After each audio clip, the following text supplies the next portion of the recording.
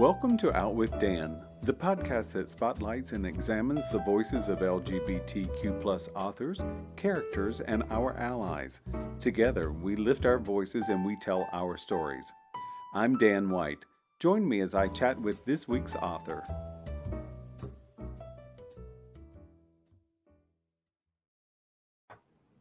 Hello and welcome back to Out with Dan. Today I'm excited to talk to Nick Kolakowski about Where the Bones Lie. Welcome, Nick. Welcome. I'm so happy to be here. Thanks so much. Yes, absolutely. Will you give the audience an overview of what this book is about?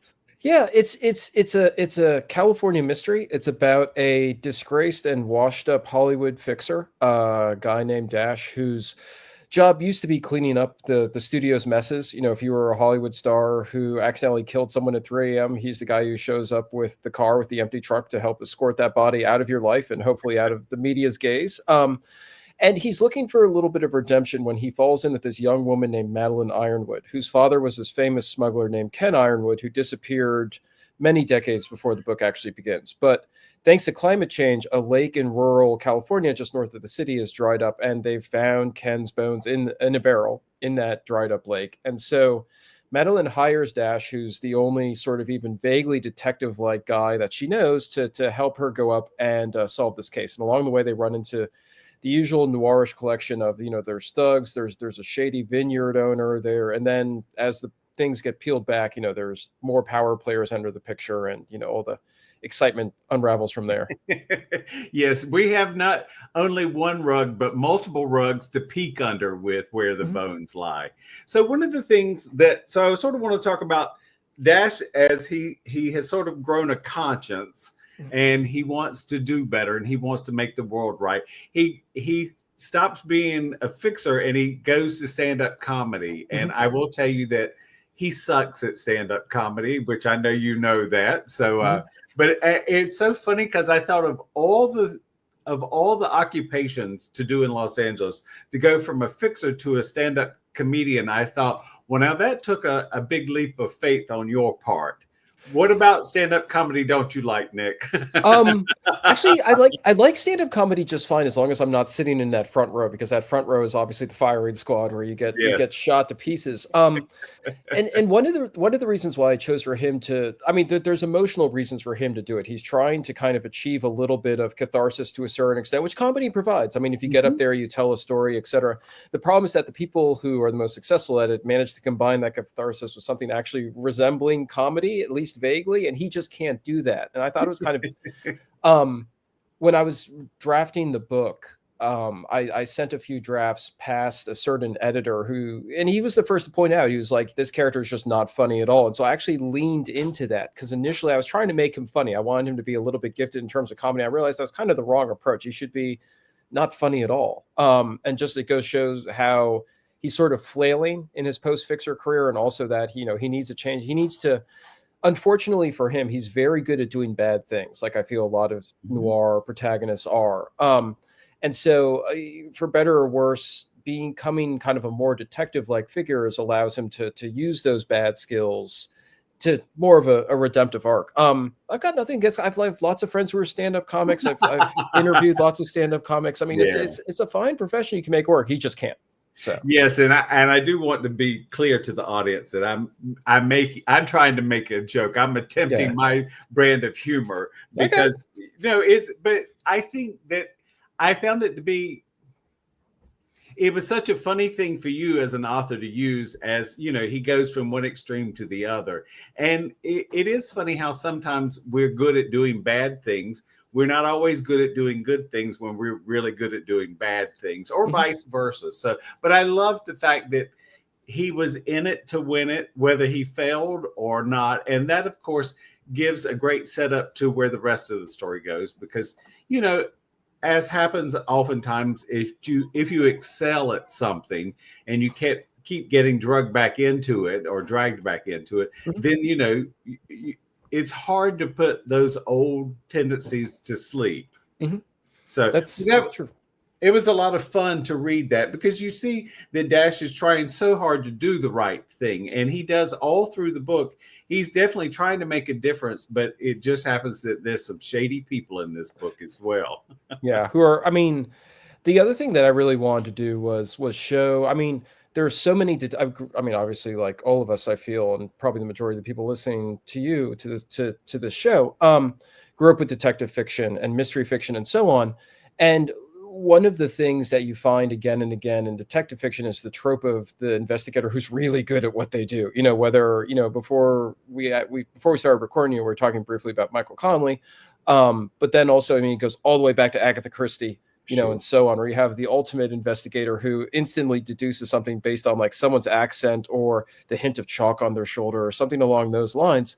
And I kind of wanted a detective who was a little bit, he's not a bumbler, but on the other hand, he's also very new to this. So he does things that I feel like you or I, if we were suddenly asked to investigate a decades old murder amidst shady people, would probably do, or do something similar to that, and hopefully not die in the process. So. Well, I think that, of course, is always the case in a book like this, that, you know, someone's going to have to die because it is noir based and somebody's going to have to die. And so as the reader, we get the fun opportunity of figuring out who's going to die and watching it happen and see who's in it. So you give us a lot of strong women in all different kinds of ways. Was that an intentional thing on your part? It was absolutely intentional. And I really dislike all the cliches sort of associated. I mean, we know that I don't have to run them down, but there's so many cliches about women within this genre that I wanted to counter. And there's so many cliches about, I mean, for example, Dash and Madeline, one of my first rules, and in fact, like when I was outlining this book, like I underscored it and boxed it in on my notebook, which is that they don't have any sort of sexual or romantic relationship between them. It was very important to me that relationship remain absolutely 100% kind of a platonic relationship of equals. Because I mean, I also get tired of reading these books where that sort of thing is, I mean, it's fine when it happens and it's organically set up. I'm also tired of it happening, if that makes any sense. Yeah, like totally. Yeah. You know, well, I think about the show Moonlighting, you know, it was such a fun show. It was so wonderful, but the sexual tension between them was always so enormous. And in done the right way, I agree with you. It can be a fascinating read, but you also need to see the opposite side where there are two people who may be given a different set of circumstances. It might have been a romance novel, but that's not what this book is about. This book is about two adults needing to meet a goal, so to speak. Yeah, no, absolutely. The other thing about it too is just that, I mean, there's so many examples of it going wrong. I'm also thinking, like, you know, when I was a kid, I used to really love the X-Files, which was and that was a great show while it remained platonic and professional and like sort of this uniting of equal brains, and then it went completely off the rails when they got together. I mean, it's so difficult to do romance even in the best of circumstances, and then you add that extra element of people being co-investigators or whatever, and it's too radioactive for me to handle unless I'm not the equivalent of the person in the hazmat suit who can very delicately piece that apart. Well, and I agree with you. I like the fact that, and it was something I had made a note about it. It was something that struck me, the fact that they had a platonic relationship. And I like that. I also like the fact that Dash has what I might call a funky, but big Rolodex, if I might use that term. They're characters who show up in the book at different times. They're people from Dash's past, and you use them to move the story along so nicely.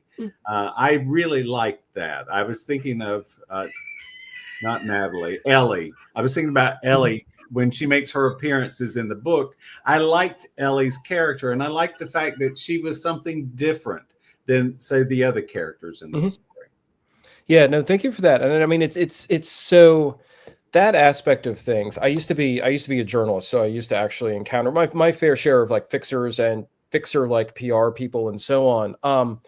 And this one guy I actually worked with closely, who was an inspiration for characters in some of my other books, but he didn't have a Rolodex. He had a giant white plastic binder that was just filled with, and I don't know where he got the holders of these because I've never seen anything like it before since, but he had holders that were just filled with business cards, and some of them also cards with people's handwritten numbers. And if you needed literally anything within the context of what he did, you know, the binder would come out and like he'd flip through it and find someone, and they'd be radically different people from all. And so it kind of, I think that when you're immersed in something as a fixer to a certain degree, I mean, whether it's in your head or wherever it is, like you accumulate that up, and it's really magical.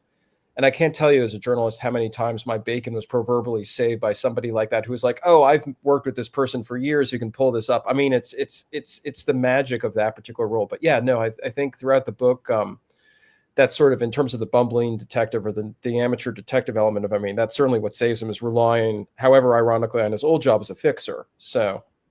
Yeah, and so one of the notes I made was I was thinking about his job as a fixer, and then I think about, in today's real world, there's so many people who are trying to rewrite history or make history be what they wanted, or to change the narrative. And I thought, well, there was so much of that in this book. I mean, you give us a wonderful red herring, which I will not discuss, but I mean, but it was a really great thing because it was something that logically the reader would follow along with. And then we find out that you didn't dupe us. You just gave us a scenario that we went along with. Mm-hmm. And then, so when that came to pass, it was so fulfilling because I was like, oh, I like that. Because I'm like, you do have to look under the rug sometimes. Don't just assume there's something under there. Look under the rug. Yeah.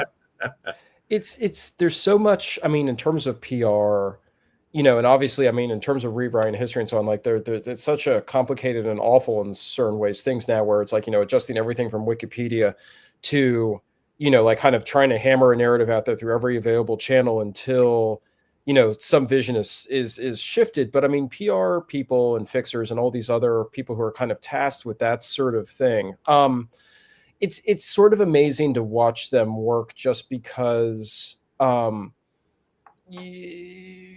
sometimes it works out really well and sometimes it doesn't, and like the tools and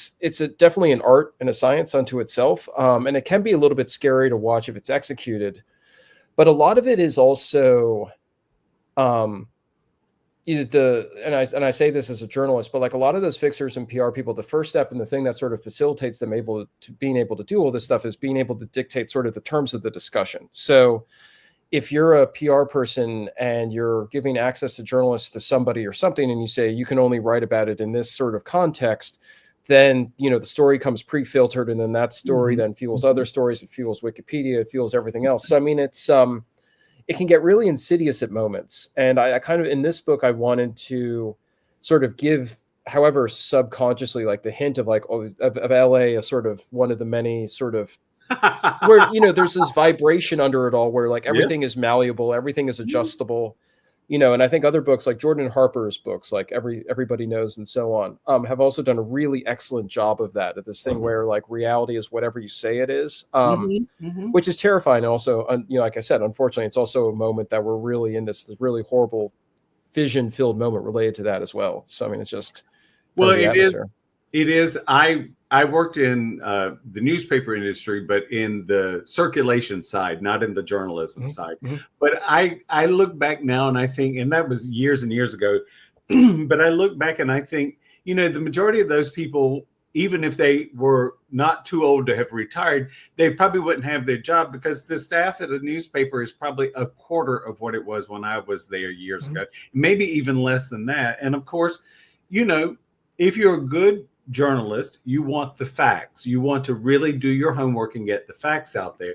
And it must be frustrating for a journalist to encounter fixers, because fixers they're trying to change, as I said, the narrative, but they're being paid to alter the facts. And that was something I thought you did so well in this book. It was just, we see this little thing here and this little thing there, but it's frustrating. And it's frustrating for me as someone who likes journalism to know that some things I read, because I say, whatever you read online, maybe half of it's true if you're lucky.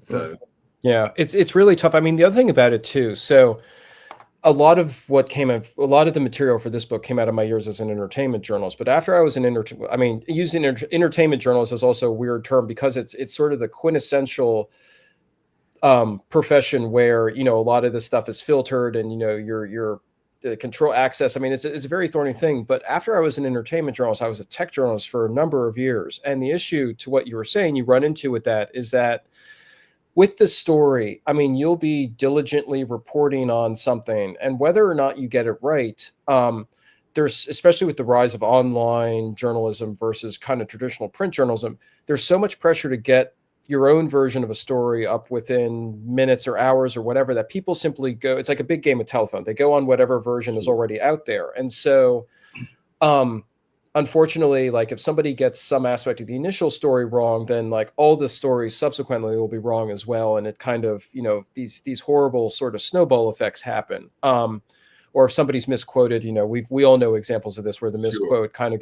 goes rocketing around, and it's only sort of accelerated in pace because I started out my career in print. So it was a sort of thing where I would interview a director for the Washington Post, do that 2 weeks, and then 2 weeks later it would be in the weekend section. And this would have been 2005, 2006. So like it's a little while ago at this point. But now with the speed of information and so on, I mean, we've almost accelerated past even the super quick journalism cycle of like the major publications. And now we're sort of in this social media world where like news outlets and journalists are just, you know, tweeting stuff out or putting it on Instagram or whatever, you know, and then it's out there within minutes. And then often it's not even corrected at all. It just sort of extrapolates itself. So yeah, no, we're in a little bit of a terrifying ground, but I know what you mean. And then the other thing too, is when I first started my career as a fact checker, and fact checking, do they even exist anymore, Nick? That's what I was going to say. So, I mean, like I was a fact checker among other fact checkers. And if you aspire to a career in journalism or writing, like tons of people, like that was your ladder, was being a fact checker. And it's a grinding, often terrible job at a pretty rough per hour. But it teaches you the ropes. It teaches you, like, you know, to be diligent about your facts and so on. And every publication used it, like all of Condé Nast, all the newspapers, et cetera. And now I think it's largely gone except for like the New Yorker or so on. So, I mean, that's the other aspect too. There's nobody there's Snopes and some sites online, but there's nobody really checking any of this stuff. It's terrifying to me, at least. Well, and some of the sites like Snopes, I mean, sometimes they're correct and sometimes they're not correct because they pick up on wrong news. Mm-hmm, but I think, you know, it was one of the things that it really was something that I loved, like the fact that you had drilled down on it in the book. We were just rewriting the story in so many different aspects. Mm-hmm. You know, Nick or Dash is trying to rewrite his history as far as changing his life. Mm-hmm.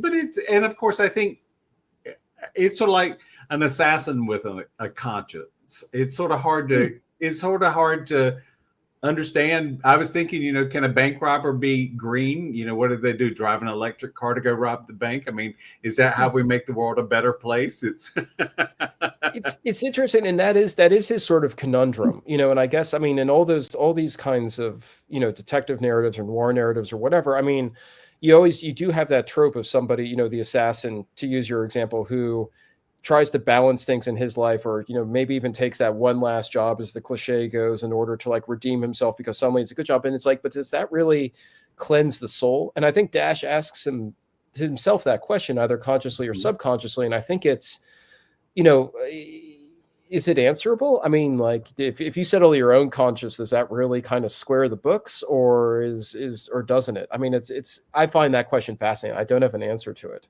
I don't have an answer either, and I find the question fascinating as well. And Dash isn't the only character in your book that is going through those kinds of mental, you know, chewing. You know, there are other characters who are looking for, you know, will this fix me? I think when Dash asks Natalie if they're good, Natalie says, we're not good, but we're square. And I mean, I think that's a very solid answer too, because for Natalie, the generational trauma is still going to be there. So yeah, and that's a very powerful force. And I mean, the thing about her is that she sort of, her father disappearing is sort of or Madeline rather. I mean, when Madeline's father disappears, that's sort of like the original trauma to her, and everything in her life from there. Like, I mean, she's seen this quest very much as an opportunity for her to square herself psychologically. And there are moments throughout the book, which I really wanted to insert, where she's questioning whether that's even sort of possible from like a psychological or spiritual point of view. And then added to that, you know, when I was writing this, I wasn't sure if existentially speaking, I was a little bit too far over my skis or not, but this obviously this is in the context of a current California that is dealing with the effects of climate change and wildfire and the lakes drying up and so on. And so she also begins to ask, like, okay, we're pursuing this thing, but what does it matter in the broader context of the world facing all of these issues? And Dash has an answer to the effect of, like, you know, no matter how bad things are, you kind of have this almost this stoic impulse to kind of keep going, and that in itself is enough. And she doubts that as well. So I mean, I wish I had the answers to wrap everything up in a neat little bow, but I mean, at least with these characters, it sort of gave me the opportunity to batter. I mean, I love having two characters sort of like battering about like their different opinions on things and kind of getting into things psychologically, even if I don't personally have the answers to it. I mean, the big goal for me is to not make that too pedantic, because I mean, I also have this urge sometimes to like just keep diving into it. And, you know, and like suddenly you're 15 pages later and you're like, oh no, I have to back out of this or delete it all. So it's like when you write yourself into a corner and it's like, oh shucks, this is a corner. Where will I go now? Well, and I think that we who live here in California, and it isn't only here, because climate change affects all of us, but we do see lots of drying up of lakes, and we see lots of horrific wildfires. We've just gone through that in this past January. And it is something that is always on our minds here, because we have, you know, realistic people realize that there's some problems with climate change. It doesn't matter how much you scream and yell and say it doesn't exist. That doesn't change the fact that it exists. And so I thought that, you know, that was almost a character in your book, climate change. And it was so well written in there, and you did not hit us over the head with it. It was just part of the story. So you met the goal straight on. Yeah, that's good. It's like, just because, people, as we all know, shut down, you know, if they feel like it gets too preachy or whatever. And I really kind of wanted to avoid that. I mean, and it's the one thing. So San Douglas, which is the fictional rural county in this book, just north of LA, is based on Santa Ynez. And the last time I was out, in Santa Ynez, I remember, and this was a little while ago, but I was driving an ATV around it's obviously very hilly out there.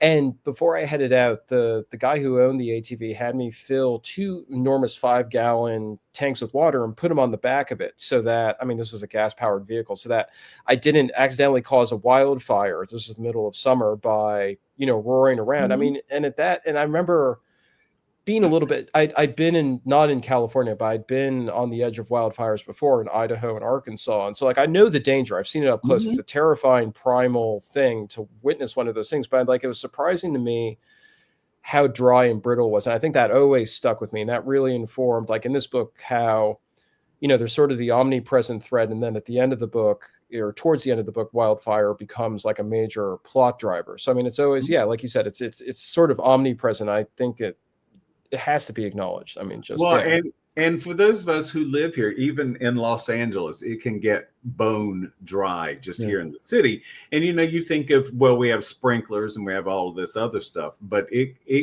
I know a few years ago it was just so dry you couldn't go anywhere that was green. Everything was dead, basically. And that's just waiting for a spark. That's all it is. And it is something we have to deal with, but it's something that, if we read enough good books about it, maybe it'll spur some people to make a difference. So who knows? That's the good thing about literature, is that, you might not, it's the fiction, especially fiction, is, the lie that tells the truth. I don't know who said that, but I think it's a wonderful phrase. But if you have enough sort of media out there and it sinks in, then you hope that people make like little incremental changes, that they're fine enough. I'm not saying that this book will do that to any extent, but in aggregate, I think if everyone's writing about it and talking about it and any issue, and then like, hopefully that it's like it percolates down. You hope it, like with people, it kind of gradually or suddenly, be even better, but at least gradually changes their minds a bit. So there's that on a whole range of issues. So, it's not just climate change. Yeah. Absolutely. And I think that fiction has that ability where, you were in journalism. So if you read the newspaper, people get the news, but some people needed a little more soft pedal. That's where fiction is so fantastic. It fills in that void. Yeah, and you hear stories from people. I mean, I've never had somebody walk up and tell me this, but other authors have certainly told me where, people have come up and said, "Oh, like you changed my mind on this issue," or like, I mean, it just, there's something, because it as authors, you're putting yourself in somebody else's, or you're presenting a headspace to someone, and you're inviting someone into that fictional headspace. And once people are in that headspace, and unless they're a complete psychopath, then hopefully like they gain some, they gain empathy. And then from there, they realize that there's really no others. It's all just us in a certain way. All us. That's right. That's absolutely right. Well, it is a fantastic book. Again, it's Where the Bones Lie. Nick, do you have a website or social media you'd like to share with the audience? I do. NickKolakowski.com, just all one word, no underscores, anything like that is the website. And on there, you will find my social media handles, which are all Nick Kolakowski, I think on Twitter and on Instagram and so on. So yeah, and anybody who swings by it, I'd love to chat. Oh, lovely. Thank you so much. This has been so much fun, Nick. Yeah, absolutely. What a great book. Best of luck with it. Thank you. Absolutely. Thank you for joining me for this week's episode of Out with Dan. You can find more information about this podcast and its host at OutWithDan.com, on Twitter at OutWithDan, and on Instagram and Facebook at GoOutWithDan. This podcast is hosted by Authors on the Air Global Radio Network, and the theme music is provided by bensound.com. Join us again soon for the next episode of Out with Dan.